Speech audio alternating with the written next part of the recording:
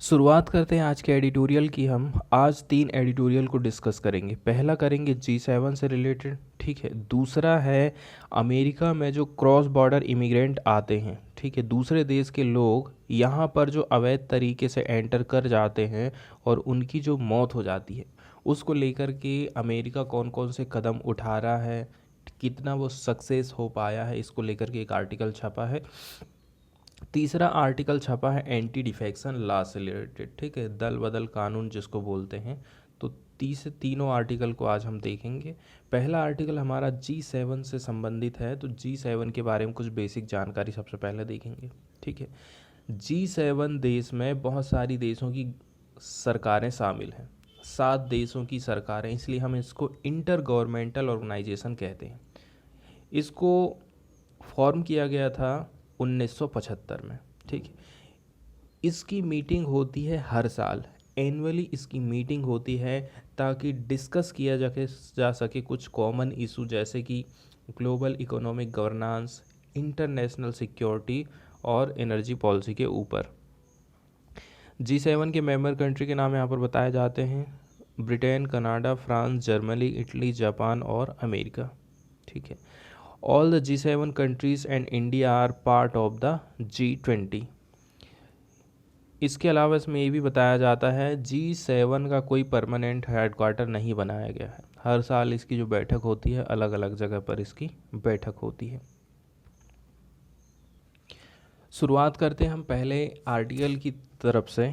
तो देखिए, G7 की हाल ही में 48वें नंबर की बैठक हुई थी जर्मनी शहर में। इसमें भारत को भी बुलाया गया था। न केवल भारत को बुलाया गया था बल्कि और भी कुछ कंट्रीज़ थी जिनको यहाँ पर बुलाया गया था, इनवाइट किया गया था। तो देख लिए इस समिट में कौन कौन से निर्णय लिए गए हैं, इसमें भारत ने क्या कमिटमेंट किया है, और भारत ने यदि उस कमिटमेंट में शामिल रहा है तो इसका मतलब ये है, भारत ऐसा नहीं है कि भारत में वो समस्याएं नहीं हैं जिनको लेकर के भारत ने कहा था कि और देशों को भी काम करने की ज़रूरत है। भारत में खुद वो समस्याएं हैं, तो भारत खुद कैसे करके इस प्रकार की जो समस्याएं हैं उनसे निपट पाएगा। G7 की बैठक से ये बात सामने निकल आ रही है। मतलब कुल मिला के बात ऐसी है कि G7 की बैठक से भारत की परीक्षा होने वाली है, यहाँ पर बताया जाता है, ठीक है। यहाँ पर कौन कौन से डिसीजन लिए गए हैं इनको सबसे पहले हमें समझना होगा। सबसे पहला जो डिसीजन था वो था PGII। PGII क्या है? 600 बिलियन डॉलर की US लेड पार्टनरशिप है for global infrastructure and investment. Shortcut में इसको PGII बोलते हैं, ठीक है, partnership for global infrastructure and investment, PGII। इसको अमेरिका लेके आया है ताकि चाइना की जो बेल्ट एंड रोड इनिशिएटिव है उसको क्या किया जा सके, काउंटर किया जा सके। इस फंड में क्या क्या चीज़ शामिल है? इस फंड में पैसा खर्च किया जाएगा क्लाइमेट चेंज से लड़ाई लड़ने के लिए। दूसरी बात, रिन्यूएबल एनर्जी के मामले में फंडिंग की जाएगी। इसी से इन्फ्लेशन को मिटिगेट किया जाएगा। इसके अलावा मैनेज किया जाएगा कंटिन्यू जो ग्लोबल क्राइसिस का चल रहा है कोरोना का, उससे निपटने के लिए PGII का गठन किया गया। यहाँ पर 2 खतरे का उल्लेख किया जाता है, ठीक है। यहाँ पर ट्विन चैलेंजेस बताए जाते हैं, एक तो रसिया है और दूसरा चाइना है। रसिया इसलिए क्योंकि वो अमेरिका को टक्कर देता है, दूसरा तो, और दूसरी बात पूरा यूरोप जो है उसके तेल के ऊपर निर्भर है और हाल ही में उसने यूक्रेन के ऊपर कब्जा कर लिया। चाइना के बारे में तो आप जानते ही हैं, ठीक है, जो पैसिफिक ओशियन है वहाँ पर किस प्रकार से चाइना अपना दावा करते जाता है, वहाँ के संसाधनों का उपयोग करता जाता है, और चाइना के ऊपर आरोप लगाया जाता है कि वो कई सारे देशों को डेब्ट ट्रैप में फंसाते जा रहा, मतलब कर्ज के जाल में फंसाते जा रहा। कर्ज दो और उसके ऊपर कब्जा करो। 28 पेज का यहाँ ऑफिशियल स्टेटमेंट जारी किया गया है। कॉम्युनिक मतलब होता है ऑफिशियल स्टेटमेंट। तो ताकि जो चैलेंजेस हैं इंटरनेशनल ऑर्डर के लिए जो अभी उभर कर आ रहे हैं, मॉस्को के द्वारा जो यूक्रेन में लड़ाई लड़ी गई है उसको लेकर के, ठीक है, इसमें क्या क्या कदम उठाने की बात करी जाती है। अभी जो भी सैंक्शन हम लगा चुके हैं उन सैंक्शन को और भी ज़्यादा टाइट करेंगे रसिया के ऊपर। इसके अलावा यदि हम इसके ऊपर सैंक्शन लगा रहे हैं रसिया के ऊपर, क्योंकि हम बहुत सारे देश ऐसे हैं जो कि रसिया के ऊपर निर्भर हैं, तो हो सकता है हमारे यहाँ पर फ्यूल के जो प्राइसेस हैं वो हाई हो जाएं, तो उसका भी क्या इम्पैक्ट पड़ेगा। इसके अलावा जो साइबर सिक्योरिटी थ्रेट्स हैं उसके बारे में भी यहाँ पर डिस्कशन किया गया था। दूसरी तरफ बीजिंग के को भी यहाँ पर टारगेट किया गया है। बीजिंग जो अपने आप को फैलाते जा रहा है, मैरीटाइम एक्सपेंस करते ही जा रहा है, क्लेम करते ही जा रहा है, उसको लेकर के चर्चा की गई है। ठीक है, अपने जो राइट्स हैं उनका जो वायलेशन होते रहता है उस पर चर्चा की गई। इसके अलावा अनसस्टेनेबल डेब्ट क्रिएशन, वही बात है ना कि दूसरे देशों की ये कर्जे के जाल में फंसाते जा रहा है। जैसे कि अभी इसने हाल ही में नया मार्केट अफ्रीका को चयन कर लिया है, श्रीलंका, पाकिस्तान और इधर से नेपाल हो गया। ऐसे ये प्रकार के तो देश हैं ही, इसके साथ साथ में अब इसने अपने पैरों को अफ्रीका की तरफ भी बढ़ाना चालू कर दिया। इसके अलावा G7 और स्पेशल इनवाइटी पार्टनर कंट्री ने इशू किए थे कुछ स्टेटमेंट। जैसे कि G7 के जो मेंबर कंट्री हैं वो तो थे ही, इसके अलावा जो इनवाइटी के तौर पर आए थे, जैसे कि यहाँ पर आप देख सकते हैं कौन कौन आए थे। अर्जेंटीना, इंडोनेशिया, सेनेगल और साउथ अफ्रीका, इंडिया के साथ साथ में। तो उन्होंने क्या क्या स्टेटमेंट जारी किया था। रेजिलेंस डेमोक्रेसी, मतलब कि हमारी जो डेमोक्रेसी है उसमें कुछ लचीलापन होना चाहिए। लचीलापन शॉक्स वगैरह को, झटके वगैरह को सहन कर सके, ऐसी डेमोक्रेसी। दूसरी बात, टाइम टाइम में किसी भी डेमोक्रेसी में चुनाव होते रहना चाहिए, वो फ्री और फेयर होने चाहिए। इसके अलावा प्रोटेक्ट करना है फ्रीडम ऑफ एक्सप्रेशन को लेकर के, और भारत में फ्रीडम ऑफ एक्सप्रेशन की क्या कंडीशन है तो आप अच्छी तरह से जानते ही हैं।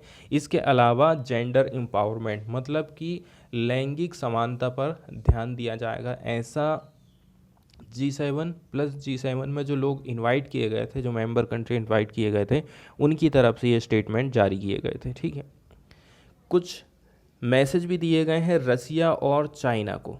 ठीक है, was made even more pointed at the subsequent NATO summit in Madrid।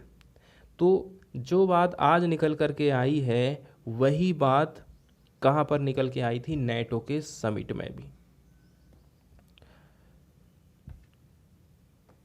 तो एक प्रकार से आप ये देख रहे हैं, एक तरफ तो पूरा यूरोप है, ठीक है, दूसरी तरफ रसिया और चाइना है, और बीच में आपका इंडिया फंस जाता है। तो यहाँ इंडिया हमेशा से बैलेंस बनाने की कोशिश करता है, ना तो एक पक्ष में जाता है ना ही वो दूसरे पक्ष में पूरी पूरी तरह से जाने की कोशिश करता है। यही बात यहाँ पर भी बोली जाती है। भारत का कहना है आज के टाइम में जो विकासशील अर्थव्यवस्था है, ठीक है, जो डेवलपिंग कंट्री हैं, उनको सबसे ज़्यादा सपोर्ट देने की ज़रूरत है। ठीक है, including to whether the knock on effect of Russia Ukraine conflict. ठीक है, दूसरी बात, रसिया यूक्रेन कॉन्फ्लिक्ट जो चल रहा है वहाँ पर भारत ज़्यादा कुछ बोलता नहीं है, बस यही कहता है कि युद्ध रुकना चाहिए और वहाँ पर जो पुरानी सिचुएशन थी वो होनी चाहिए, यूक्रेन को मानवीय सहायता अवेलेबल कराना चाहिए। ठीक है, जो पीजीआई का गठन किया गया है इससे भारत ने दूरी बना ली है।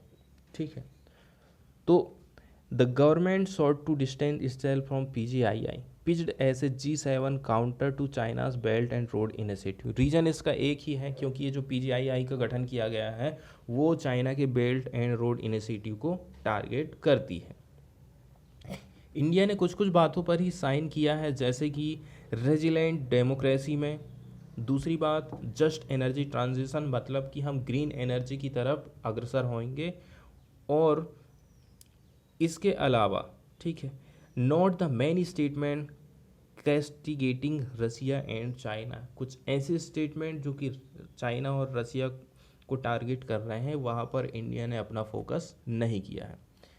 दूसरी बात, हाल ही में जो ब्रिक्स के समिट का आयोजन किया गया था, तो उसमें जो चाइना के प्रेसिडेंट हैं, चाइना के प्रेसिडेंट जी जिनपिंग, इसके अलावा जो पुतिन थे, उन्होंने वेस्ट की कड़ी आलोचना करी थी। लेकिन भारत इससे भी बचते रहा था, भारत भी इससे दूर ही रहा था। अब यहाँ पर एक और बात बताई जाती है कि ये जो सिनेरियो हम देख रहे हैं, ठीक है, एक तरफ तो पूरा यूरोप हो जाता है, अमेरिका हो जाता है, और दूसरी तरफ चाइना और रसिया हो जाता है।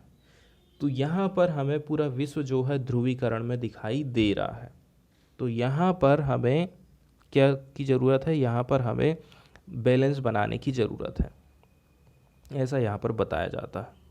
देखिए, अब गवर्नमेंट ने कुछ एश्योरेंस तो दे दिया है कि हमारी जो गवर्नमेंट है वो प्रोटेक्ट करेगी सिविल सोसाइटी को, फ्रीडम ऑफ एक्सप्रेशन को, जबकि दाउ कंसिनेंस रिलीजन और belief which are facing challenges within the country. लेकिन आज भी हमारे देश में कुछ चैलेंज है फ्रीडम ऑफ स्पीच को लेकर के, रिलीजन और बिलीफ को लेकर के, इसलिए भारत की भी यहाँ पर परीक्षा होने वाली। ये तो देखे था हमने पहला आर्टिकल जो कि G7 से रिलेटेड था। सेकेंड नंबर का आर्टिकल हम देखने वाले हैं, अमेरिका से ये रिलेटेड है। इसमें बताया जाता है, मान के चल लीजिए ये अमेरिका की बॉर्डर है, यहाँ से कोई अवैध रूप से यहाँ से अमेरिका में एंटर करता है, ठीक है, यूएस में, कई सारी कंडीशन ऐसी हो जाती हैं जिसके चलते चलते उनकी डेथ हो जाती है, कभी कभी तो उनको गोली मारकर हत्या भी कर दी जाती है। तो जो अवैध रूप से अमेरिका में आ रहे हैं, हो सकता है कोई कमाने के लिए आ रहा है, या फिर हो सकता है कोई किसी कंट्री के द्वारा वहाँ सताया गया हो इसलिए अमेरिका आ रहा है, तो उनके ऊपर अमेरिका को ध्यान देने की ज़रूरत है। इसके लिए अमेरिका कौन कौन से कानून लेकर के आया है और अमेरिका को क्या करने की ज़रूरत है, इस आर्टिकल में हम देखने वाले हैं। तो जो प्रवासी लोग एंटर कर रहे हैं अमेरिका में रिसेंट टाइम्स, ठीक है, डेथ जो कि एसोसिएटेड है माइग्रेंट के साथ में, ये सबसे ज़्यादा डेंजरस हैं जो कि बॉर्डर क्रॉस करते हैं और अमेरिका में आते हैं। लगभग 53, कम से भी कम 53 लोगों की बॉडी को रिकवर किया गया from an abandoned tractor trailer, कहाँ पर, सैन एंटोनियो टेक्सास में। दूसरी बात, कुछ कुछ रिपोर्ट ऐसी भी आई हैं जो कि सजेस्ट करती हैं migrants hailing from Mexico, the Honduras, Guatemala and E Salvador died from. ये जो प्रवासी लोग आ रहे थे यहाँ से वहाँ जा रहे थे, उनकी डेथ कैसे हुई है, यहाँ पर बताया जा रहा है extreme temperature inside the truck. जिस ट्रक में ये लोग जा रहे थे, टेम्परेचर बहुत ज़्यादा बढ़ जाने के कारण इनकी डेथ हुई, ठीक है। इसके अलावा जो लीथल हीट वेव चलते रहती हैं वो तो रीज़न है ही, जानलेवा जो हीट वेव रहती हैं उसके कारण। तो जो एक प्रकार से खतरे को उजागर कर रहा है, बता रहा है, जो अमेरिका में शरण या फिर बेहतर आर्थिक संभावनाओं को लेकर के यहाँ पर एंटर करते हैं। तो जो भी लोग यहाँ आ रहे हैं वो कुछ कुछ कारणों से ही तो आते हैं, ठीक है, अच्छी कमाई हो सके, कमाई कर सकें। दूसरी बात हो सकता है कि जो देश है उनकी, उस देश के द्वारा किसी न किसी प्रकार से प्रताड़ित किए गए हों, इस कारण भी भागकर यहाँ पर आते हों, ठीक है। यदि हम रिकॉर्ड देख लें, पिछले 2 साल में इस क्षेत्र में सीमा क्रॉसिंग में बहुत ज़्यादा वृद्धि देखने को हमको मिली है। सीमा क्रॉसिंग मतलब जो माइग्रेंट रहते हैं अमेरिका की सीमा को क्रॉस करके इधर उधर जो जाते हैं, उसको लेकर के यहाँ पर बताया जा रहा है, ठीक है। Despite the searing summer, border crossing in this region have remained stubbornly high. गर्मी कितना ही हो जाए लेकिन बॉर्डर की जो क्रॉसिंग वाली बात है वो अभी ख़त्म ही नहीं हो रही, वो अपने पूरे हट में ही है। पास्ट 2 ईयर्स का रिकॉर्ड देखिए। मई 2020 में यूएस बॉर्डर पेट्रोल ने इनकाउंटर किया था 23,237 माइग्रेंट्स को। बॉर्डर पेट्रोल ने इनकाउंटर किया था 23,237 माइग्रेंट को। वहीं मई 2022 का आंकड़ा देखोगे तो ये जो नंबर था 2,39,146 रहा था, said to be more than any single month in the past 3 year. और मई के महीने में खाली इतना सारा जो बात बताई जा रही है, पिछले 3 साल का डाटा अगर उठा करके आप देख लोगे तो किसी सिंगल मंथ में इतने ज़्यादा आंकड़े नहीं देखे गए थे, ठीक है। कुछ कुछ लोगों का तो ऐसा भी कहना है कि यहाँ हमारे जांच चौकी से ट्रक गुजर गया मगर उसकी जांच तक नहीं हुई। ट्रक जांच चौकी से गुजर जा रहा है फिर भी उसका निरीक्षण नहीं किया जा रहा है, ठीक है। कई सारे मैक्सिकन ऑफिशियल ने ये बात को कन्फर्म किया है कि ट्रक पास हो गया था through a federal immigration check point से within the territory of the US and yet was not inspected. लगभग बताया जा रहा है कि अप्रॉक्सीमेटली 20,000 ट्रक्स पास होते हैं through the commercial corridor from Laredo से सैन एंटोनियो एवरीडे के लिए। इसके अलावा even more across US Mexico crossing routes overall there is a वाउफुल। तो जो यूएस और मैक्सिको है यहाँ पर जो क्रॉसिंग रूट्स हैं ओवरऑल देखा जाए तो ये भी कोई खतरे से खाली नहीं है। अब यहाँ की सरकार उतने अच्छे से काम नहीं कर पा रही है क्योंकि शॉर्टेज ऑफ मैन पावर है। दूसरी बात, बहुत अच्छा कोई सर्विलांस सिस्टम नहीं है जिससे इनकी जांच पड़ताल किया जा सके और कार्रवाई हो सके। तो सबसे बड़ी जो यहाँ पर बिगर क्वेश्चन है behind the cross border migration into the US and its fallout, और उसका क्या परिणाम निकल कर आ रहा है, as shown above that are troubling. और इसको आप देखोगे तो सबसे ज़्यादा ट्रबलिंग है हमको देखने को नज़र आए हैं, ठीक है। दूसरी बात, एक तो जो वहाँ सत्ता में सरकार बैठी है और दूसरी जो सरकार वहाँ अपोजिट में बैठी, ठीक है। अब जो सत्ता में है सरकार, अपोजिशन वाली उसको नियम कानून नहीं लाने दे रही है, तो वहाँ पर ऐसे नियम कानून लाने की ज़रूरत है जिसमें दोनों मिलकर के कोई एक डिसीजन पर आए, द्विदलीय समाधान जिसको हम कहते हैं, ठीक है। बाई पार्टीजन भी इसको अंग्रेजी में कहा जाता है। दोनों सरकारों द्वारा समर्थन हो, इस प्रकार के सॉल्यूशन लेकर के आना है इमिग्रेशन पॉलिसी को लेकर के, ठीक है। In the way that by partisan safer committees act came out of the collaborative effect. इसी वे में आप देखोगे by partisan safer committees act came out हुआ है दोनों के इफेक्ट को लेकर के, ठीक है। Now offers A glimmer of hope towards containing gun violence. अब इसको ये देखना है कि गन वायलेंस कितना यहाँ पर कंट्रोल हो पाता है। तो एक प्रकार से देखा जाए ना तो सरकार कोई ना कोई रास्ता वहाँ पर निकाल रही है, ठीक है, सिटीजनशिप को लेकर के। जो अनडॉक्यूमेंट वर्कर्स आ रहे हैं यूएस में, हु मेड सर्टेन कंडीशन, ठीक है। इसमें कुछ कुछ चीज़ें ऐसी भी हैं, आपको जो चाइल्डहुड अराइवल्स आ रहे हैं हमारी सीमा में, उनके ऊपर कार्रवाई को रोकना है। Republicans have tended to focus more on keeping undocumented migrants out of the border. लेकिन जो रिपब्लिकन्स हैं उनका हमेशा से ही फोकस रहा है कि जो अनडॉक्यूमेंटेड माइग्रेंट्स हैं उनको आउट कर दें हम अपनी बॉर्डर से। The problem with their refusing to hammer out compromise solution is that the resultant failure to evolve a well-funded yet enlightened immigration policy leads to avoidable death of kind seen in San Antonio, ठीक है। समस्या यहाँ पर उत्पन्न ये हो गई है कि आपके पास वेल फंडेड इमिग्रेशन पॉलिसी तो है, इसके बाद भी अवॉइडेबल जो डेथ्स है ना वो हमें देखने को मिल रही हैं सैन एंटोनियो में, ठीक है। तो जो दोनों ही सरकारें हैं, चाहे वो लिबरल्स हो चाहे वो कंजर्वेटिव्स हैं, यहाँ पर ऐसा है यदि आप अपने देश में इनको आने दे रहे हो, इसका मतलब ये है आपकी जो धरती है वो कई सारी संस्कृति और विचारधाराओं का मिलन स्थल बन जाएगी, जिसको हम मेल्टिंग पॉइंट कहते हैं, ठीक है। इफेक्ट कोटेरमिनस, मतलब कि same boundary with the US social and economic progress. इसके अलावा बाउंड्री तो मिलती ही जुलती ही है, इसके साथ साथ में विभिन्न संस्कृतियों का जो मिलन स्थल तो अमेरिका बन ही जाएगा। इसके अलावा अमेरिका का जो समाज प्रगति करेगा और वहाँ की जो इकोनॉमी है, इंडस्ट्री है, वो भी चल पाएगी क्योंकि उसको अच्छे लेबर यहाँ पर मिल जाएंगे। And for that process to work smoothly the US must rationally and humanely manage the inflow of migrant. सबसे बड़ी बात यहाँ पर यही करी जाती है कि आपको किसी भी प्रकार कोई कठोर कार्यवाही करने की ज़रूरत नहीं है, ह्यूमैनिटी को आपको ध्यान में रखना है। तो ह्यूमैनिटी को ध्यान में रखते हुए आपके यहाँ जो इनफ्लो हो रहा है माइग्रेंट का, ठीक, अक्रॉस इट्स साउदर्न बॉर्डर, उससे आपको निपटना है, ऐसा इस आर्टिकल में बताया जाता है। अगला जो आर्टिकल देखने वाले हैं हम वो एंटी डिफेक्शन लॉ से रिलेटेड देखने वाले हैं, जिसको दल बदल विरोधी कानून के नाम से जाना जाता है। इसका उल्लेख किया गया है भारतीय संविधान की 10वीं अनुसूची में, जिसको हम एंटी डिफेक्शन लॉ बोलते हैं। इसको 1985 में 52वें नंबर के संविधान संशोधन के द्वारा इसको लाया गया था।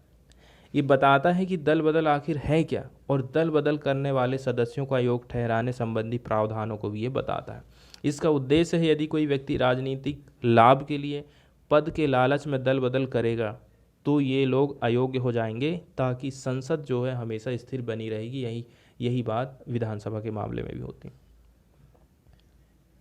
लोकतांत्रिक प्रक्रिया में राजनीतिक पार्टी सबसे ज़्यादा महत्वपूर्ण होती है, क्योंकि वे समूह बनाते हैं और समूह के आधार पर ही फैसला लेते हैं। आप अपने लीडर को चुनते हैं।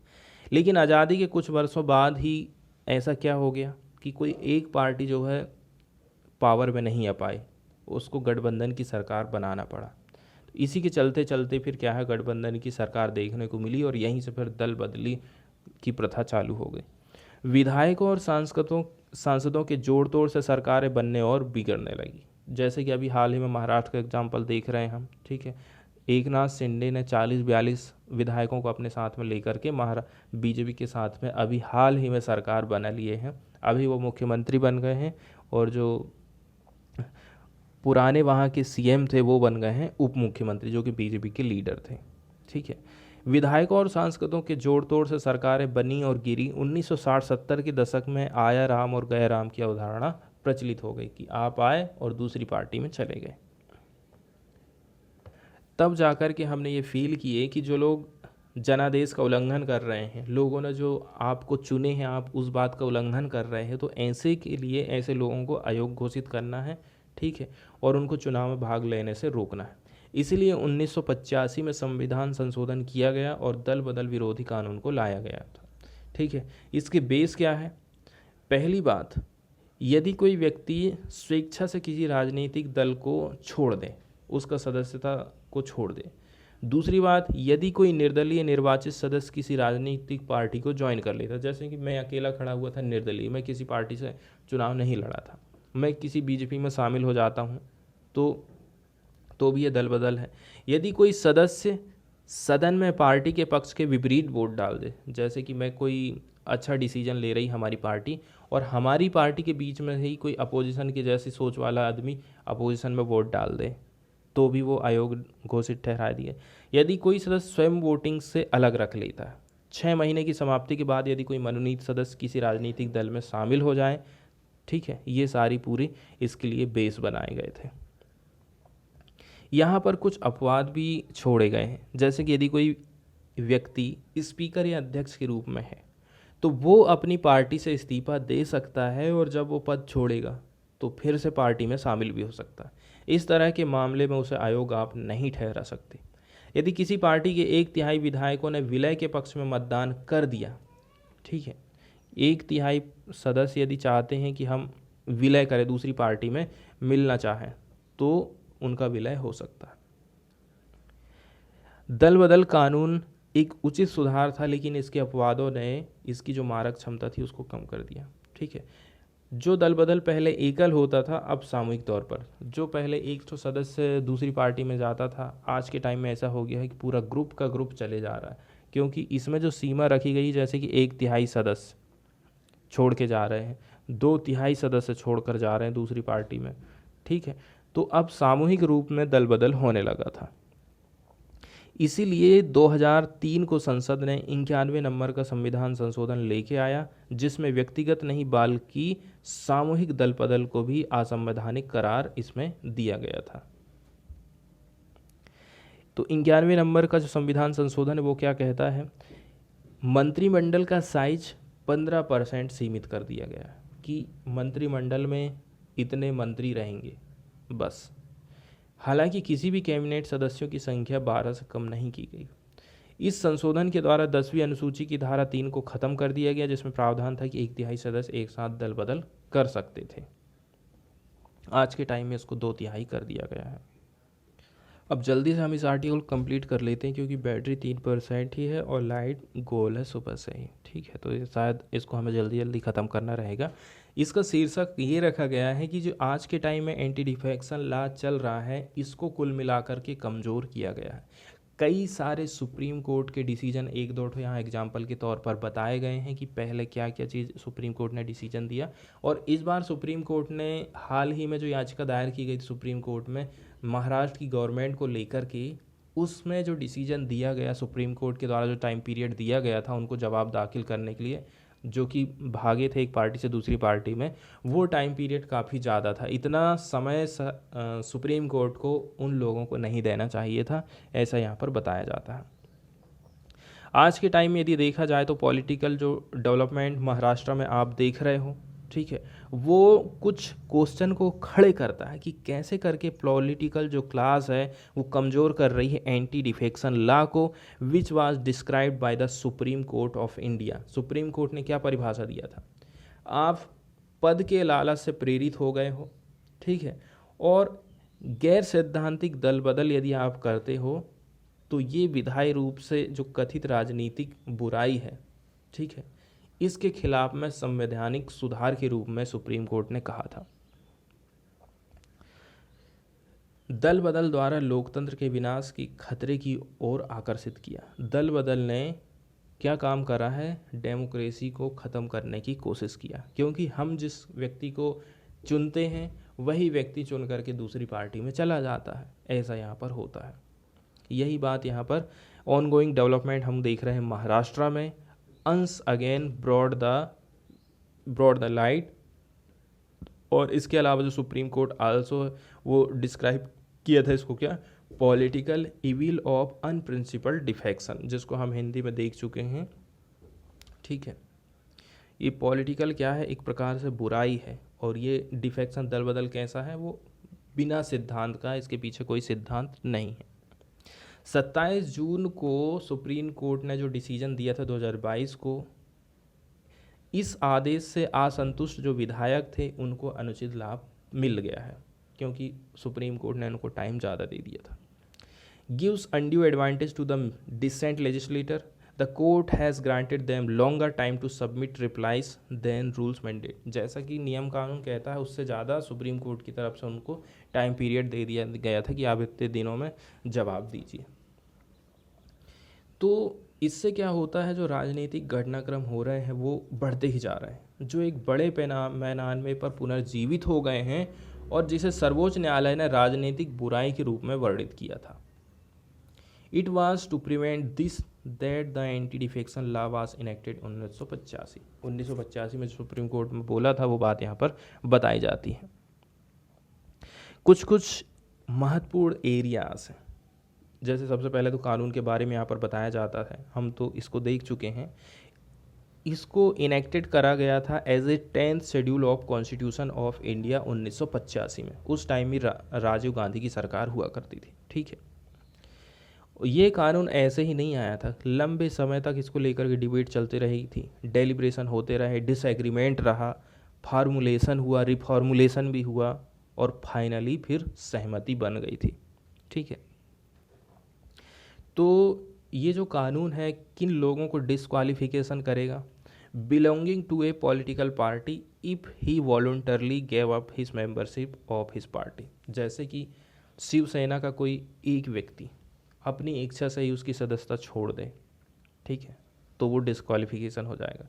If he डिफाइड the whip of his party, ठीक है, यदि कोई डिसीजन ले रही शिवसेना की सरकार और उसके खिलाफ में वो वोट दे देता है तो वो भी डिस्क्वालीफाई हो जाएगा। Initially there were 2 exception provided in the schedule. वही बात यहाँ पर बताई जाती कौन कौन से एक्सेप्शन इसमें दिए गए थे। ठीक है, तो ये जो क्या था, was a split in their original political party resulting in the formation of A group of A legislature. हो सकता है वो खुद से अपनी एक अलग पार्टी बना ले। If the group consisted of 1/3 of such legislature of the party, जैसे कि अब 1/3 लोग ही यदि छोड़कर चले जा रहे हैं अपनी पार्टी को, तो वो एक ग्रुप बना ले रहे हैं, तो वो एग्जेम्प्टेड थे, छूट थे उनको डिस्क्वालिफिकेशन से। अब इस एग्जेम्पशन को डिलीट कर दिया गया from the schedule through a constitution amendment act of 2003 because of frequent misuse of the provision. बहुत ज़्यादा इसका मिसयूज होने लगा था। दूसरा जो एक्सेप्शन था वो क्या था? Merger, which can be invoked when the original political party of a legislator merge with another party and not less than 2/3 of its legislator agree to such merger. यदि शिवसेना के 2/3 सदस्य छोड़ करके जा रहे हैं और बीजेपी में शामिल हो जा रहे हैं तो ये दल बदल कानून से बाहर हो जाएंगे, दल बदल इनके ऊपर लागू नहीं होगा। ठीक है, तो इस प्रकार से if A legislator shows that his original party has merged with another party and he and his collegius with constitute 2/3 of the legislator of the party agree to merger, वही बात यहाँ पर भी बताया जाता है।